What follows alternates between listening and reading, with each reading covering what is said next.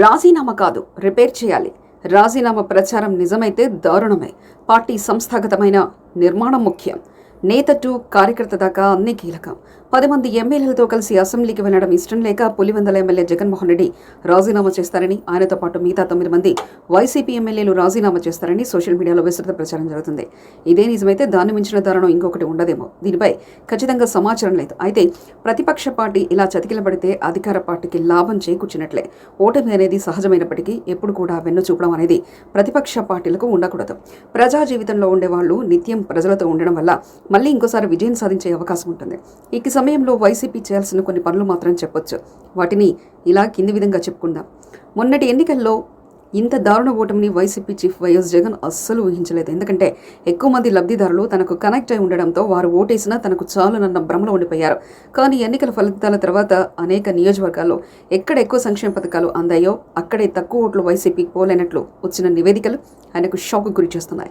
సహజంగా అర్బన్ ప్రాంతంలో కొంత దెబ్బతినే అవకాశం ఉందని ముందుగానే అంచనా వేసినప్పటికీ రూరల్ ప్రాంతంలో తమకు పట్టు సడలిపోదు అని ఆయన గట్టి నమ్మకమే పెట్టుకున్నారు. కానీ తీరా గ్రామీణ ప్రాంతాల్లోనూ పార్టీ దారుణంగా దెబ్బతింది. దీనికి కార్యకర్తలే ప్రధాన కారణమని ఇప్పుడు తెలిసిందే. మొదటి ఎన్నికల్లో పార్టీ తరఫున పనిచేయడానికి కార్యకర్తలు ఎవరు ముందుకు రాలేదట. ఎమ్మెల్యేలతో ఆర్థిక ప్రయోజనం ఉన్న వారు మాత్రమే ఆయా నియోజకవర్గాల్లో కొంత పనిచేశారు తప్పించి 2014, 2019 ఎన్నికల్లో చొక్కాలు చింపుకొని పనిచేసిన కార్యకర్తలు మాత్రం మొన్నటి ఎన్నికల్లో మౌనంగానే ఉండిపోవడం కూడా పార్టీకి ఇంతటి నష్టం జరగడానికి కారణమని జగన్ను కలిసిన ఎమ్మెల్యేలు కూడా చెప్తున్నారు. తమ నియోజకవర్గంలో పార్టీ కార్యకర్తలు ఎక్కడికి పోరని, ఎమ్మెల్యేలు కూడా వారిని పెద్దగా పట్టించుకోకపోవడంతో వారు మనస్తాపానికి గురయ్యారు. మరోవైపు ప్రజలతో కార్యకర్తలకున్న సంబంధాలు పూర్తిగా జగన్ తంపేశారు. వాలంటీర్లను తెచ్చి మధ్యలో పెట్టడంతో వారెందుకు పనికి రాకుండా పోయారు. ప్రజలు కూడా కార్యకర్తలు స్థానిక నేతలపై ఆధారపడకుండా వాలంటీర్లకి తమ సమస్యలు చెప్పుకోవడంతో ఈ పరిస్థితి తలెత్తిందని కొందరు నేరుగా జగన్కు చెప్పారట. అలాగే కాంట్రాక్టర్లు, గ్రామంలో శాసించే నాయకులు కూడా తమకు ఉపయోగపడారని, పార్టీకి తాము ఎందుకు పనిచేయాలన్న ధోరణితో ఉన్నారని చెప్తున్నారు. ప్రయోజనాలు పొందిన కొద్దిమంది మాత్రమే ఎన్నికల్లో పనిచేసినా వారి శక్తి సరిపోలేదు. దీనికి తోడు కులాల పోలరైజేషన్ కూడా బాగా పనిచేయడంతో ఎవరు ఏం చేయలేని పరిస్థితి నెలకొంది.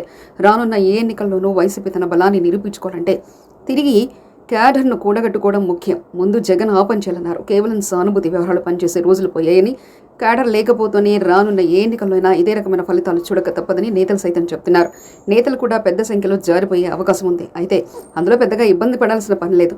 2029 ఎన్నికలకు సమాయత్తం కావాలంటే ఇప్పటి నుంచే జిల్లాల వ్యాప్తంగా సమావేశాలను నిర్వహించి ముఖ్య నేతలు, కార్యకర్తలతో సమావేశాలు పెట్టి వారికి తన వైపుకు తిప్పుకుంటేనే, ఆ ప్రయత్నం చేయగలితేనే కొంత ఫలితం ఉంటుందని నేతలు జగన్కు తేల్చి చెప్పినట్లు సమాచారం.